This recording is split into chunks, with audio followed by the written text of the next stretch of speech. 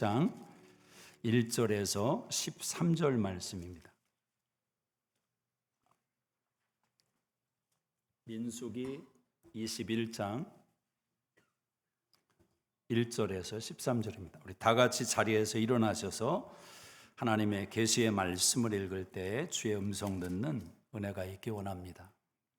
시작. 첫째 달에 이스라엘 자손 곧 온 회중이 신광야에 이르러 백성이 가데스에 이르더니 미리암이 거기서 죽음에 거기에 장사되니라. 회중이 물이 없으므로 모세와 아론에게로 모여드니라. 백성이 모세와 다투어 말하여 이르되 우리 형제들이 여호와 앞에서 죽을 때 어찌하여 여호와의 회중을 이 광야로 인도하여 우리와 우리 짐승이 다 여기서 죽게 하느냐? 너희가 어찌하여 우리를 애굽에서 나오게 하여 이 나쁜 곳으로 인도하였느냐? 이곳에는 파종할 곳이 없고 무화과도 없고 포도도 없고 석류도 없고 마실 물도 없도다. 모세와 아론이 회중 앞을 떠나 회막문에 이르러 엎드림에 여호와의 영광이 그들에게 나타나며 그래서 모세에게 말씀하여 이르시되 지팡이를 가지고 내 형 아론과 함께 회중을 모으고 그들의 목전에서 너희는 반석에게 명령하여 물을 내라. 내가 그 반석이 물을 내게 하여 회중과 그들의 짐승에게 마시게 할지니라. 모세가 그 명령대로 여호와 앞에서 지팡이를 잡으니라. 모세와 아론이 회중을 그 반석 앞에 모으고 모세가 그들에게 이르되 우리가 너희를 위하여 이 반석에서 물을 내려 하고 모세가 그의 손을 들어 그의 지팡이로 반석을 2번 치니 물이 많이 솟아나오므로 회중과 그들의 짐승이 마시니라. 여호와께서 모세와 아론에게 이르시되 너희가 나를 믿지 아니하고 이스라엘 자손의 목전에서 내 거룩함을 나타내지 아니한 고로 너희는 이 회중을 내가 그들에게 준 땅으로 인도하여 드리지 못하리라 하시니라. 이스라엘 자손이 여호와와 다투었으므로 이를 무리바무리라 하니라. 여호와께서 그들 중에서 그 거룩함을 나타내셨더라. 아멘. 자, 우리 옆 사람 한번 축복합시다. 인사합니다. 화내지 맙시다. 화내서 좋을 게 없습니다. 웃으며 삽시다. 데살로니가전서 5장 16절 이하에 항상 기뻐하라, 쉬지 말고 기도하라, 범사에 감사하라, 너희를 향하신 하나님의 뜻이니라. 아주 선명하게 하나님의 뜻에 대해서 우리에게 말씀을 합니다.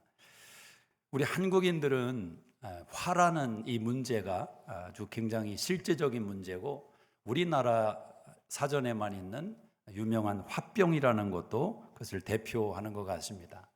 이 화병이라는 것은 MRI를 찍어도 나오지 않고 참 어디에 있는 건지 어떤 원인인지 정확히 알기도 쉽지 않은데 이 화병이 한번 들면 그 사람뿐만 아니라 그가 속한 주변의 사람들까지도 망가뜨리는 아주 무서운 병이 또 화에 관련된 내용입니다.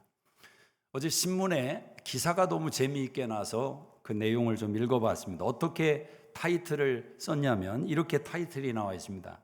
차 세워 고속도로 운전 중인 아내 얼굴 퍽퍽, 이렇게 기사가 났더라고요. 이게 무슨 내용인지 직감이 오죠. 기사를 읽어보니까 60이 넘은 남편분이 운전하는 아내가 잔소리를 했나 봅니다. 화를 못 이겨서 운전하고 있는 아내를 때린 거죠, 얼굴을. 그래서 1년 6개월이라는 실형을 받게 되었습니다. 참 순간의 혈기라는 것이 얼마나 무서운 건지 제어가 되지 않는 그런 모습을 보게 됩니다.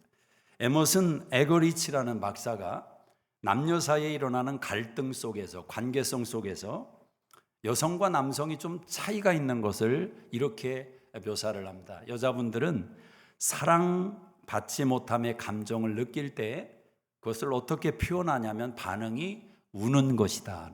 눈물이 여성의 감정의 표현이고 남자는 무시당함으로 감정을 반응할 때 남자들의 반응은 분노다라는 것이죠. 분노.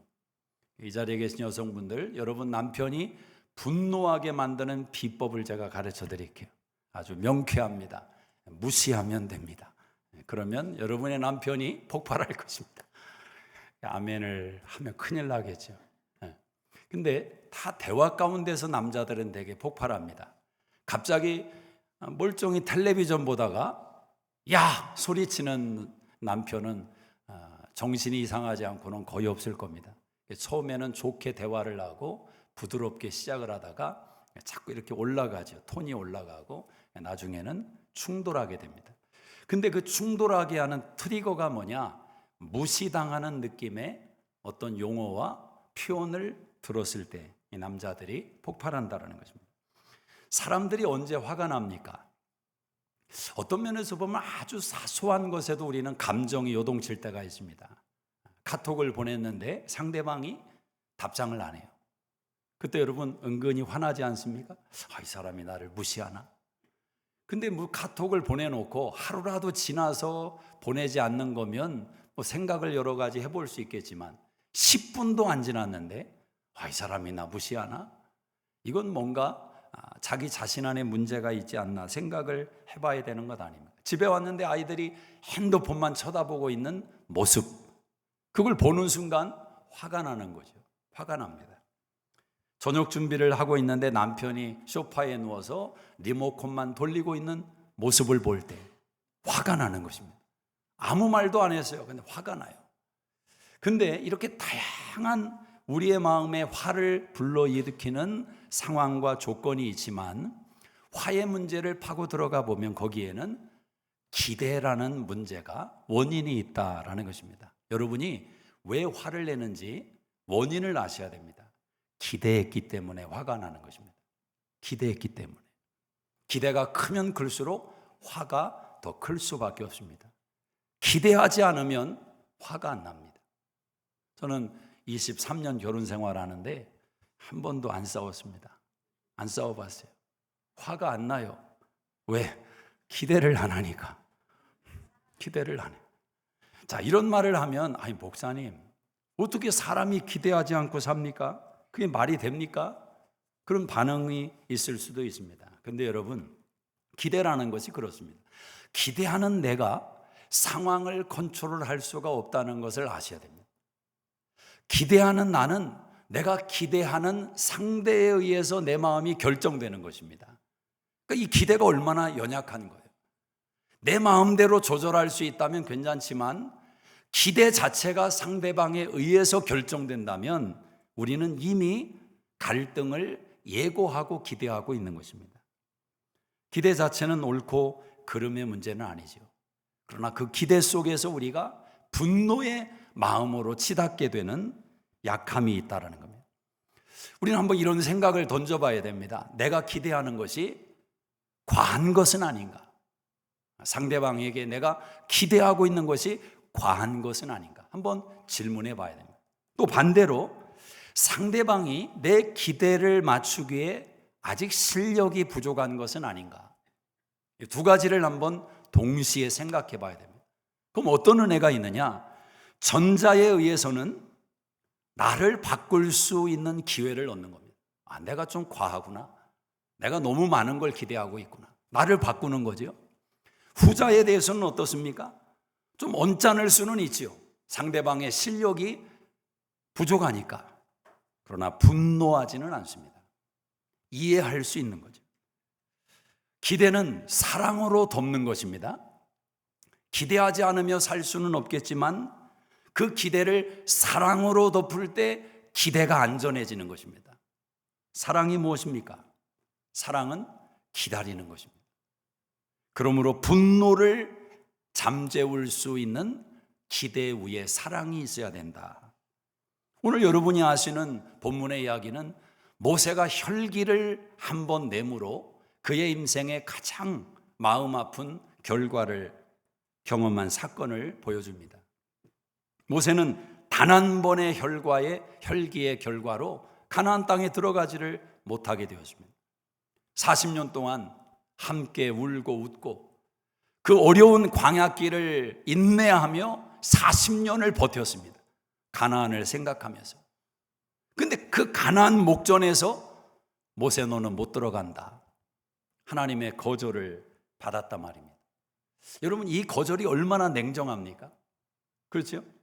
아니, 한 번 잘못했다고, 한 번 혈기냈다고 40년을 기다려온 그 일을 무산시키는 이 하나님의 이 반응이 사뭇 우리에게 부담될 수도 있습니다. 그러나 성경을 조금 더 깊게 들여다보면 거절 속에 담긴 참사랑이 있음을 또 압니다. 진짜 큰 사랑은 때로는 거절을 한다라는 것입니다. 여러분, 하나님께서 예수님을 거절했던 것을 기억하십니까? 예수님이 겟세마네 동산에서 아버지여 이 잔이 할 수만 있으면 내게서 지나가기를 원합니다. 나의 원대로 마옵시고 아버지의 원대로 하옵소서. 이 아주 비장한 예수님의 기도가 겟세마네 기도 아닙니까? 근데 예수님께서 십자가에 달리실 때 마지막에 어떤 기도를 드렸습니까? 엘리 엘리 라마 사박다니, 나의 하나님 어찌하여 나를 버리시나이까. 이 거절감을 예수님이 하나님 아버지에게서 경험한 것입니다. 그러나 우리는 압니다. 빌립보서 2장 9절에 하나님이 그 예수님을 지극히 높여 모든 이름 위에 뛰어난 이름을 주셨다. 하나님의 의도는 거기에 있던 것입니다. 우리를 구원하기 위해서 예수님 당신의 외아들을 내어주시고 마치 우리를 아들보다 더 사랑한 것처럼 보일 수 있지만 절대 그렇지 않습니다. 하나님의 최고의 관심은 당신의 아들 예수 그리스도를 온 열방 가운데 드러내고 높이는, 여기에 하나님의 목적이 있었다는 겁니다. 거절이지만 거절이 아닌 거죠. 그러나 겉으로 드러난 면을 바라본다면 분명히 예수님이 거절당한 것처럼 모세도 거절을 당했습니다. 예수님과 달리 모세는 혈기를 내므로 거절을 당했습니다. 여러분, 한 번의 혈기가 여러분이 40년 동안 쌓아오는 것을 무너뜨릴 수도 있다. 이걸 기억하셔야 됩니다. 아마 이번 주에 뜻하지 않게 집안에서 혈기를 내신 분들은 지금 속에서 뜨끔뜨끔 이게 오늘 큰일 났구나, 불안할 겁니다. 사실 제가 만약에 제 집사람, 제 자녀가 있는데 혈기를 쏟아붓고 설교를 한다고 생각해 보세요. 거기에 딸이 앉아 있고 집사람이 앉아 있다. 참 이게 보통 낯이 두껍지 않고는 말하기가 쉽지 않을 것 같습니다. 그런데 여러분, 오늘 여러분 안에 혈기의 문제를 해결하지 못하고 그것 때문에 큰 문제는 아니지만 가끔씩 1년에 서너 차례씩 와이프와 자녀들과 또 남편과 불편한 관계에 들어서고 며칠씩 말을 안 하고 그런 마음에 못이 박히는 그런 경험에서 벗어나지 못하는 분들이 있다면 오늘 이 말씀 속에서 여러분의 그 고리를 끊으시는 은혜가 있기를 주의 이름으로 축복합니다. 제임스 브라이언 스미스라는 분이 분노의 종류가 있다, 그렇게 이야기를 했습니다. 분노에도 종류가 있다. 다 똑같은 게 아니라는 겁니다. 먼저 원초적인 분노가 있습니다. 즉각적인 분노죠.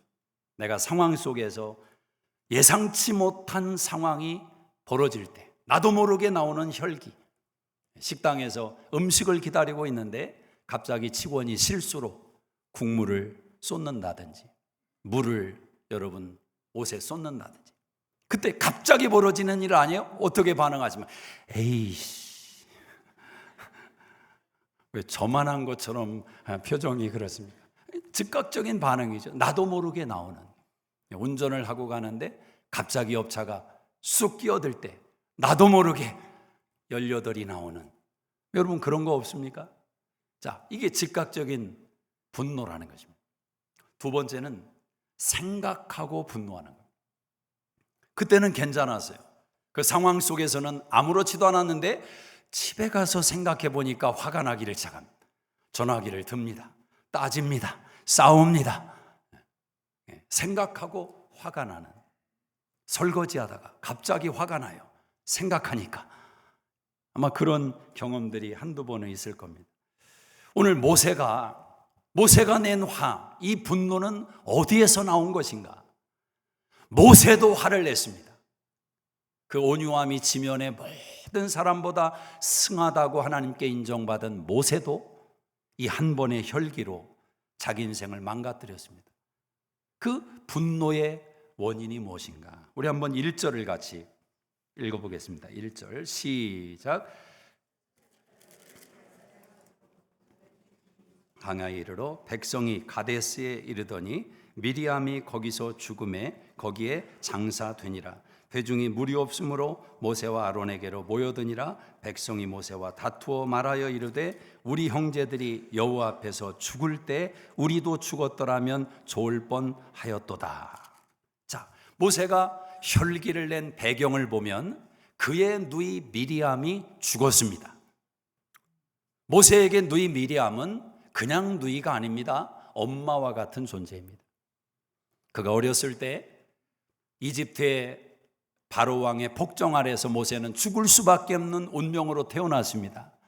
그러나 그의 누이 미리암의 기지와 지혜로 바로 왕의 딸의 가정 속에 입양이 되고 모세가 자기 엄마의 젖을 먹으며 자라는 그런 인생이 된 것입니다.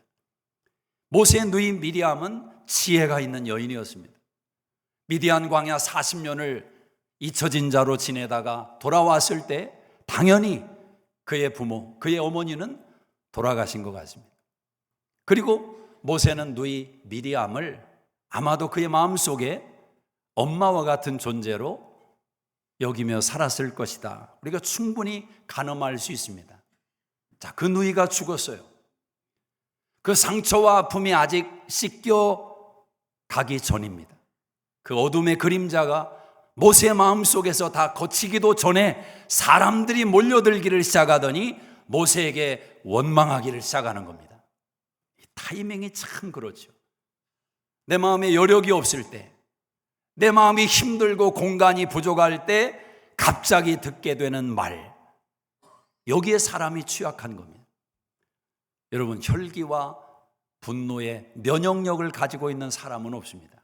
특별히 여러분이 어떤 스트레스 받는 상황이나 건강의 문제나 재정적인 문제나 여러분이 어떤 짐을 느끼고 있는 상황 속에 특별히 조심하셔야 됩니다. 사단은 그때를 틈타서 여러분 귀에 분노할 수 있는 단어를 넣어줄 수도 있습니다. 자, 그 단어가 무엇입니까? 20장 4절을 한번 보겠습니다. 20장 4절 시작. 너희가 어찌하여 회중을 이 광야로 인도하여 우리와 우리 짐승이 다 여기서 죽게 하느냐? 너희가 어찌하여 우리를 애굽에서 나오게 하여 이 나쁜 곳으로 인도하였느냐? 어찌하여? 여러분, 이 단어가 원망의 단어라는 것입니다. 어찌하여? 지금 이스라엘 백성들이 어찌하여라는 이 말과 함께 부정하는 두 가지가 있습니다. 부정하는 두 가지. 한 가지는 왜 애굽에서 우리를 건져내었느냐? 그 출발을 부정하고 있습니다. 나를 왜 낳았느냐는 것입니다. 나의 탄생을 부정하고 있습니다. 사람이 화가 날 때 자기도 모르게 부모에게 쏟아붓는 말 가운데 이럴 거면 왜 나를 낳았어요? 이런 말을 한단 말입니다. 참 못된 말이죠. 그 말은 부모의 가슴에 대못을 박는 것입니다. 나의 존재를 부정하는 것입니다. 자, 하나님께서 모세를 통해서 이스라엘 백성을 애굽에서 건져내셨습니다. 살려내셨습니다. 그들이 애굽에서 잘 먹고 잘 살았다면 이런 말 할 수 있어요. 그러나 그들은 노예였고 울부짖었고 신음하며 고통 중에 하나님을 찾았습니다. 그러나 지금 현실이 조금 나아졌다고 해서 나의 그 과거를 잊으면 안 되죠.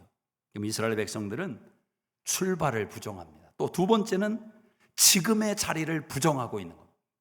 가장 어리석은 사람은 내가 발을 딛고 살아가는 나의 삶의 공간과 자리를 부정하는 사람들, 내 울타리를 부정하는 사람들, 그러면서 다른 곳을 기웃거리는 이 연약함이 문제라는 것입니다. 오늘 여러분의 가정을 여러분이 부정한다면 그 가정이 어떻게 설 수 있겠습니까? 그곳에 무슨 선한 것이 나올 수가 있겠습니까? 지혜로운 사람은 자기가 서 있는 공간에 대한 감사가 시작되는 것입니다. 하나님께서 나에게 좋은 것을 주셨다. 이 감사를 드리는 거죠. 그 속에서 작은 것 하나하나 속에 감사를 찾아가는 것입니다.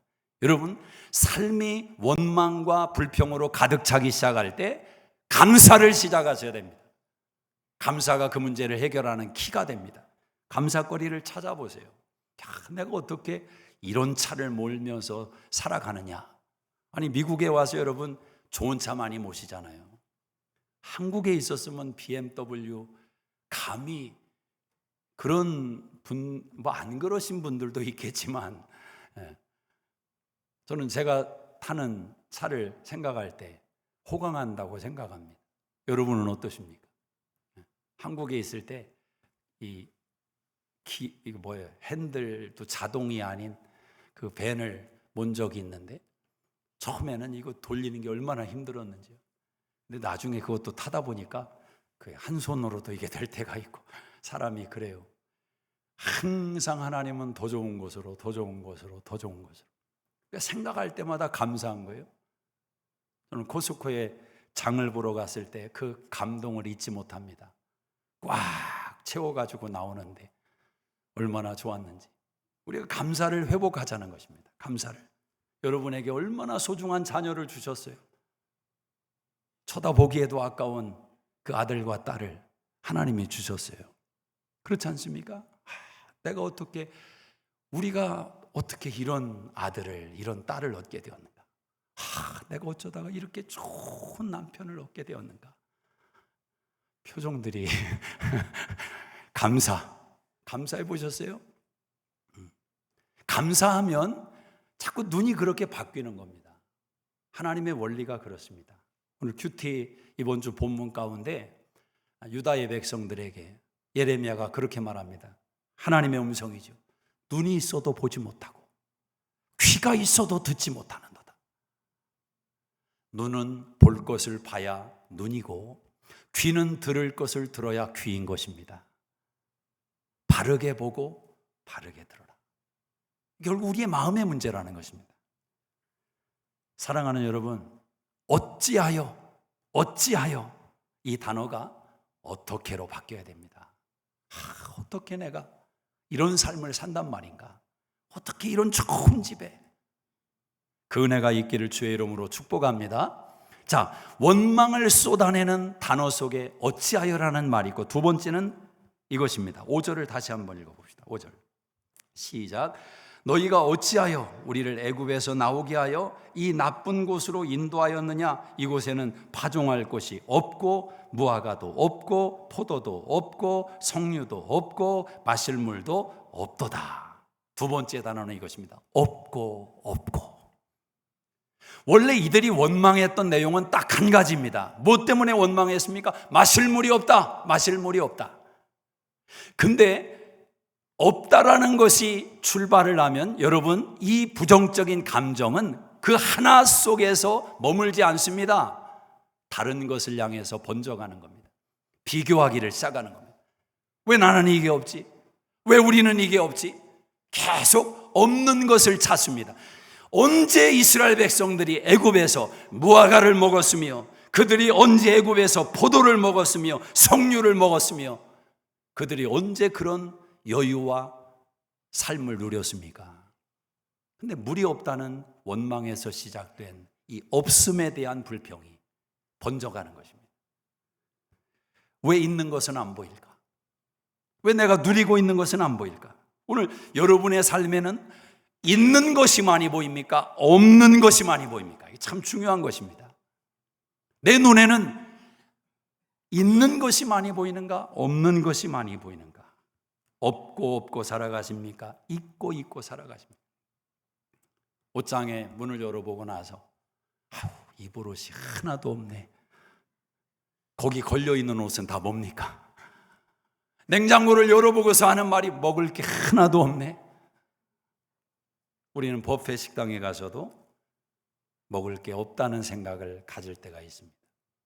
왜 있는 게 안 보일까요? 감사가 빠졌기 때문에 그렇습니다. 정말 중요한 것은 가장 중요한 것이 있다는 것을 기억하는 사람과 그렇지 못한 사람. 우리 신앙인들에게는 이 한 가지가 있습니다. 지금 이스라엘 백성들에게 있는 게 있어요. 그들만 가지고 있는 것, 그들에게만 있는 것. 그게 무엇입니까? 그것은 눈에 보이는 필요가 아니라 그들을 애굽에서 건져내시고 40년 동안 이끌어 주신 하나님이 계십니다. 하나님. 여러분, 이게 작은 문제 같습니까? 여호수아 2장에 보면 9절 10절에 라합이라는 여인이 자기 땅에 온 이스라엘 정탐꾼 2명을 숨겨줍니다. 그리고 그들과 대화를 나누면서 이런 말을 합니다. 너희의 신이 너희를 애굽에서 건져낸 소식을 우리가 듣고 우리의 간담이 녹아내렸다. 우리가 섬기는 신은 우리를 돌보지도 않고 인격적으로 함께하지도 않고 그저 관념 속에 우리가 만든 추상적인 신인데 너희의 신은 살아계시구나. 너희의 신은 구원하시는구나. 너희의 신은 보호하시는구나. 너희의 신은 인도하시는구나. 너희의 신은 진짜 하나님이구나. 누가? 라합이 고백을 합니다. 그 하나님을 이스라엘 백성들은 하나님으로 모시고 살아가는 겁니다. 예수님이 비유 말씀 가운데 그런 말씀을 하셨습니다. 어떤 사람이 길을 지나가다가 한 밭에 보물이 담겨 있는 것을 알았다. 그 사람이 어떻게 하겠느냐? 자기 집으로 가서 재산을 다 정리해서 그 밭을 구입하고야 만다는 것입니다. 왜 그렇습니까? 거기에 보물이 있는 것을 알기 때문에. 오늘 여러분 안에 진짜 예수님이 계심을 여러분이 확신한다면, 믿는다면 아마 여러분 이런 고백이 가능할 겁니다. 나는 정말 행복한 사람이다. 나는 정말 많은 것을 누리며 살고 있는 사람이다. 예수를 가진 사람은 그렇게 고백이 됩니다. 여러분 사도 바울 보세요. 감옥 안에 있으면서 감옥 밖에 있는 사람들에게 무슨 말을 합니까? 주 안에서 기뻐하라. 주 안에서 기뻐하라. 보통 말이 아닙니다. 어떻게 그 말이 가능할까요? 미치지 않고서? 예, 미쳤기 때문에 가능합니다. 예수가 내 안에 있어요. 예수가 마음에 없는 인생은 다 가진 것 같아도 죄송합니다. 그들은 진짜 행복을 누릴 수가 없어요. 진짜 행복. 오늘 신문 기사를 봤습니다. 마이클 조던이 살던 집을 내놨는데 몇 년이 지나도 아직 팔리지를 않는데 어마어마한 액수로 내놨죠. 근데 돈이 비싸서가 아니라 마이클 조던의 취향대로 집을 만들어 놓았대요. 누가 살려고 할 때 그게 좀 받아대는 게 있다고 합니다. 집안에 테니스장이 있고 골프장이 있고 영화관이 있고 천하 없는 것을 다 갖춰 놓았어도 인간은 근본적으로 예수가 없으면 행복할 수 없습니다. 아마 이것을 주님 앞에 서게 되는 날 여러분은 다 경험하게 될 것입니다. 그 가슴 벅찬 환희와 영광과 기쁨과 그날에 여러분이 그 사도 바울의 사실을 깨닫게 될 것입니다. 자, 백성들이 원망할 때 모세가 어떻게 반응을 하는가? 6절을 한번 보세요. 6절 같이 한번 읽습니다. 시작. 모세와 아론이 회중 앞을 떠나 회막문에 이르러 엎드림에 여호와의 영광이 그들에게 나타나며 여호와께서 모세에게 말씀하여 이르시되. 자, 모세가 어떻게 했어요? 원망하고 불평하는 사람들과 따지지 않았어요. 싸우지 않았어요. 누가 옳으냐 견주지 않았습니다. 어떻게 합니까? 하나님에게 기도하러 가는 겁니다. 여러분, 절대 분노의 문제를 대화로 풀 수 없습니다. 절대라는 말이 좀 그렇지만 인간이 그런 실력과 수준이 안 된단 말입니다. 먼저 풀어야 될 게 있어요. 여러분의 마음을 하나님 앞에서 해결받아야 됩니다. 해결받고 대화가 들어가야 인내할 수 있고 기다릴 수 있고 참아낼 수 있지, 내 실력 가지고 대화하면서 분노를 해결한다? 안 돼요. 감당할 수가 없어요. 모세는 기도합니다. 자, 근데 하나님의 응답이 즉각적으로 떨어졌어요. 지팡이를 잡으라. 그리고 반석을 명하여 물을 내라. 근데 모세가 하나님 말씀대로 회중을 다 불러 모으고 하나님 말씀대로 지팡이를 잡고 반석에 섰습니다. 근데 그 순간 모세가 하나님의 말씀대로 행하지를 않고 갑자기 혈기가 나옵니다. 갑자기 분노가 나옵니다. 그리고 그들에게 말합니다. 내가 너희를 위하여 반석에서 물을 내려!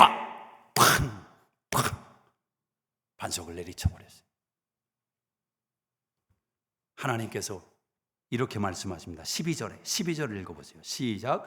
여호와께서 모세와 아론에게 이르시되 너희가 나를 믿지 아니하고 이스라엘 자손의 목전에서 내 거룩함을 나타내지 아니한 고로 너희는 이 회중을 내가 그들에게 준 땅으로 인도하여 드리지 못하리라 하시니라. 모세에게 가장 무거운, 감당할 수 없는, 너무너무 가슴 아픈 하나님의 심판이 내렸습니다. 너는 가나안 땅에 못 들어간다. 여러분, 모세가 왜 이랬을까요? 기도하는 것까지도 했는데, 하나님의 음성도 듣고 약속의 말씀도 받았는데 왜 이 순간에 밥상을 엎어버렸냐 말이에요. 왜? 여기에 인간의 연약함이 있는 거죠. 여러분, 참 묘한 것은 출애굽기 2장에 모세가 40살에 하나님을 위해서 뜻을 펼쳐보려고 혈기를 내다가 사람을 죽이는 일이 벌어지지 않습니까? 그걸 미디안 광야로 도망가서 잊혀진 40년을 보내죠. 그런데 그 출애굽기 2장에서 모세가 함께 싸우고 있는 백성들을 바라보면서 이렇게 모세가 불평을 했습니다. 너희가 어찌하여, 성경 오늘 출애굽기 가셔서 읽어보세요. 너희가 어찌하여 싸우냐? 형제끼리. 그 어찌하여라는 말을 모세가 출애굽기 2장에서 내뱉었습니다. 그리고 그는 혈기를 쏟아부었습니다. 그리고 40년 동안 잊혀진 자로 살아갔습니다. 다 죽은 줄 알았어요. 모세 혈기는. 왜? 하나님이 그를 부르실 때 하나님, 나는 할 수 없어요. 말도 못합니다. 이게 모세의 현 주소였습니다. I'm nothing. 나는 아무것도 아닙니다. 그런데 모세의 속에는, 그 마음속 깊은 곳에는 아직도 혈기와 분노가 있었다는 거예요. 이게 모세만의 문제입니까? 모세만의 문제. 젊은 날에 혈기 냈다. 우리 이해할 수 있잖아요. 젊으니까 그냥 젊은 혈기에, 객기에. 근데 이제는 어느 정도 연륜이 되었다면, 아니 심지어 함께 부부의 생활로 30년, 40년, 50년을 살았다면 그 옛날에 젊을 때 혈기는 이제 찾을래야 찾을 수 없는 그런 과거의 기억이 돼야 되는 것 아닙니까? 왜 그게 지금도 나오는 것입니까? 이게 모세의 연약함이라는. 사실 하나님은 모세의 연약함을 아셨어요. 모세 안에 아직도 그때 그 혈기가, 아직 기회를 못 봤을 뿐이지, 기회만 되면 그 혈기가 다시 솟구칠 것을 하나님이 아셨던 것 같아요. 왜 아셨다고 생각하느냐? 하나님이 모세에게 응답을 어떻게 하십니까? 8절을 보세요. 8절. 지팡이를 가지고 반석에게 명하라. 그리고 9절에 그 명령대로 모세가 여호와 앞에서 지팡이를 잡으니라. 저는 이 말씀을 한참 묵상을 했습니다. 아니, 하나님께서 응답을 하시는데 왜 지팡이를 지금 이야기를 하시는가? 지팡이. 저는 여기에 하나님의 은혜의 메시지가 담겨 있다고 생각합니다. 은혜의 메시지. 모세야, 지팡이 잡아야 된다. 너 지팡이 잡아야 돼. 근데 하나님이 의도하신 지팡이의 의미와 모세가 생각한 지팡이의 의미가 달랐던 것 같아요. 하나님은 어떤 의미에서 지팡이를 말씀하셨느냐? 모세의 지팡이는 무엇입니까? 모세가 가장 잘 나가던 40세에 살인자가 되고 도망자가 되고 미디안 광야에서 장인의 기대서 살아가고 있던 그때에 목축을 치면서 자신의 연약한 육신을 지탱하는 도구로 썼던 게 지팡이에요. 지팡이. 그러니까 모세의 지팡이는 나무 막대기, 나의 힘없고 연약하고 나의 무너짐의 상징이 모세의 지팡이라 말입니다. 근데 하나님께서 80세에 모세를 찾아오십니다. 지팡이 하나 기대고 있는 모세를 하나님이 찾아오셨습니다. 내가 너를 이스라엘의 구원자로 사용할 거다. 하나님, 나는 못합니다. 내가 어떻게 그 일을 합니까? 내가 너를 사용할 거야. 하나님이 모세의 마음을 일으키기 위해서 이렇게 접근하십니다. 모세야, 너 가지고 있는 지팡이 던져. 모세가 지팡이를 던졌습니다. 지팡이가 뱀이 됐어요. 뱀이. 애굽의 술사들이 만든 뱀을 삼켜버렸어요. 모세야, 뱀의 꼬리를 잡아라. 모세가 뱀의 꼬리를 잡았습니다. 다시 지팡이가 됐어요. 여러분, 여기에 상식적으로 우리가 생각해야 될 게 있어요. 뱀을 잡을 때는 절대 꼬리를 잡으면 안 됩니다. 꼬리를 잡는 순간 뱀의 머리가 우리의 손을 물어버립니다. 뱀은 머리를 잡는 거예요, 머리를. 근데 왜 하나님은 뱀의 꼬리를 잡으라고 했는가? 여기 하나님의 메시지가 있는 것 아닙니까? 모세야, 너는 죽었어. 너는 죽었어. 40년 동안 너는 죽은 거야. 내가 너를 사용할 건데 모세야, 너 또 죽어야 된다. 꼬리를 잡아. 네가 죽으면 내가 일한다. 네가 죽으면 네가 들고 있는 지팡이는 더 이상 너의 80의 노년의 인생의 무게를 지탱하는 막대기의 지팡이가 아니라 내 능력을 쏟아붓는 나의 통로가 될 것이다. 너는 죽어라. 이게 하나님의 메시지였단 말입니다. 근데 모세가 그 지팡이를 드는 순간 다시 그 지팡이 자체에 능력이 있는 것으로 착각합니다. 다시 나에게 능력이 온 것으로 착각합니다. 다시 40년에 넘어졌던 그 순간으로 돌아갑니다. 그리고 혈기를 쏟아붓고 마는 것입니다. 사랑하는 여러분, 여러분 안에 어떤 내용이 있습니까? 성경 신학자들은 이 내용을 이렇게 해석을 합니다. 저도 개인적으로 묵상하며 그런 깨달음을 얻은 적이 있어요. 고린도전서 10장 4절에 반석은 그리스도 예수다. 모세가 내리친 반석은 그냥 돌멩이 반석이 아니라 예수님이었다라는 거예요. 예수님. 성경의 반석에서 물이 나는 것을 2번 모세가 경험하는데, 첫 번째는 하나님께서 반석을 쳐서 물을 내라고 명하셨습니다. 모세가 순종했습니다. 근데 오늘 본문의 2번째 사건에서 하나님은 반석을 치지 말고 명하여 물을 내라고 말씀하셨습니다. 여러분, 같은 일을 행하시는 하나님이 똑같은 사람에게 왜 2가지의 말씀을 하시는 겁니까? 여기에 그리스도 예수를 예표하는 메시지가 담겨 있는 것입니다. 예수님이 저와 여러분을 위해서 십자가에서 죽임을 당하는 것은 한 번으로 족한 것입니다. 율법이 내리는 심판의 진노를 받고 예수님이 자신의 몸을 깨트려서 물과 피를 쏟고 우리를 구원하시는 구속의 은혜의 사건은 한 번으로 족한 것입니다. 하나님의 죽은 자 가운데서 예수를 살려내십니다. 이제 예수의 이름을 명하는 자마다 구원을 얻을 것이라고 말씀하십니다. 이것이 복음 아닙니까? 그런데 모세는 다시 예수님의 몸을 깨트렸습니다. 영적으로. 오늘 여러분이 화를 내는 것, 여러분이 분노하는 것, 여러분이 혈기를 내는 것, 아마 여러분은 스스로 내 감정이고 내 습관이고 기질이고 내 연약함이고 내 실수고, 우리는 그렇게 커버할 수 있습니다. 변명할 수 있어요.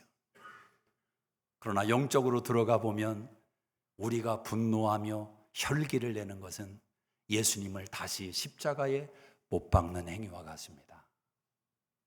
그것은 큰 죄를 짓는 것입니다. 아직까지는 그 한 번 때문에 모세에게 내린 것과 같은 심판의 결과를 경험하지 못해서 아직도 혈기에 넘어가고 있는 거예요. 그러나 그것이 습관화돼 보십시오. 언제 어떻게 또 한 번의 혈기가 여러분의 인생을 완전히 망가뜨릴지 아무도 장담할 수 없습니다. 분노를 그치셔야 됩니다. 혈기를 멈추셔야 됩니다. 아마 이런 분이 있을 거예요. 여러분, 목사님, 성경에 보면 분을 내어도 죄를 짓지 말고 해가 지도록 분을 품지 마라. 그런 말씀은 분을 낼 수 있다는 것 아닙니까? 예, 맞습니다. 우리가 연약한 인간이기 때문에 분을 낼 수도 있어요. 그러나 성경이 뭐라고 말씀하십니까? 죄와 연결되지 마라.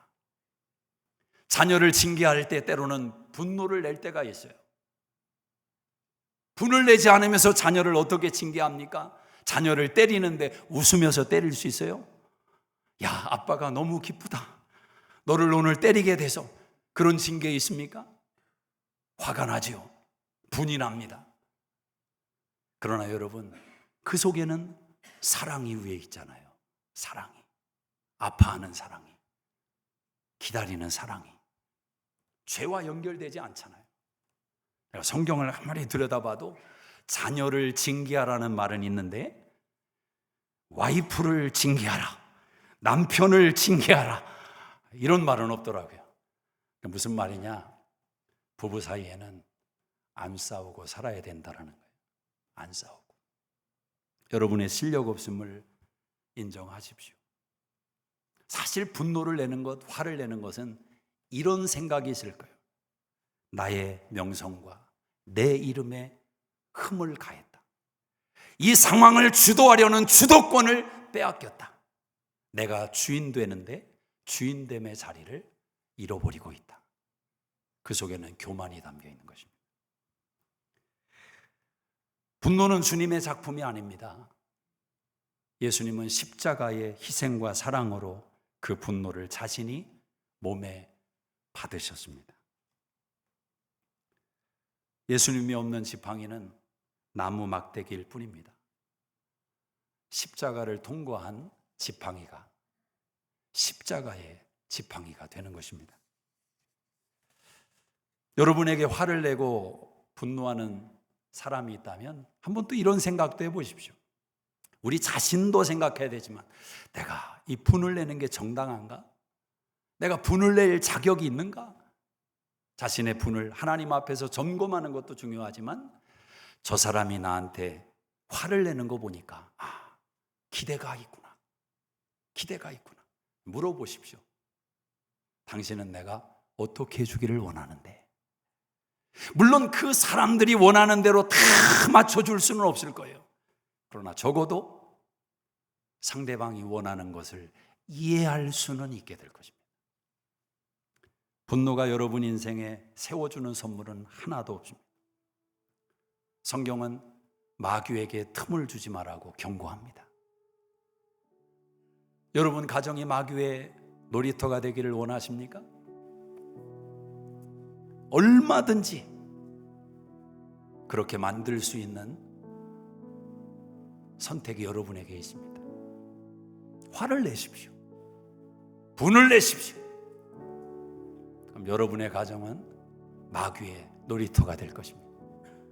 점점점 웃음이 사라질 겁니다. 자녀들이 거실로 나오는 횟수가 줄어들 것입니다. 남편과 아내 사이에서도 대면대면하며 그 삭막함과 적막함과 그 냉혹함이 여러분의 가정을 가득 채우게 될 것입니다.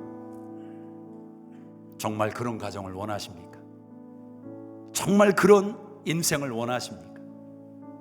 사랑하는 여러분, 하나님은 저와 여러분의 인생을 하나님의 걸작품으로 만드시고 에덴의 동산으로 만드셨습니다.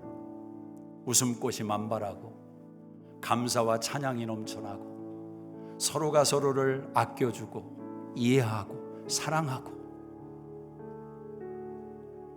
하나님은 우리에게 그렇게 우리의 삶을 만들라고, 다스리라고, 경작하라고 명령하셨습니다.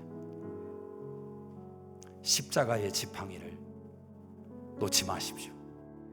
그것을 잡으셔야 됩니다. 그때 여러분의 입이, 여러분의 말이 능력 있는 주님의 권세 있는 입술이 될 줄로 믿습니다. 기도하겠습니다. 우리 자리에서 한번 일어나시겠습니다. 조용히 눈을 감고 오늘이 여러분에게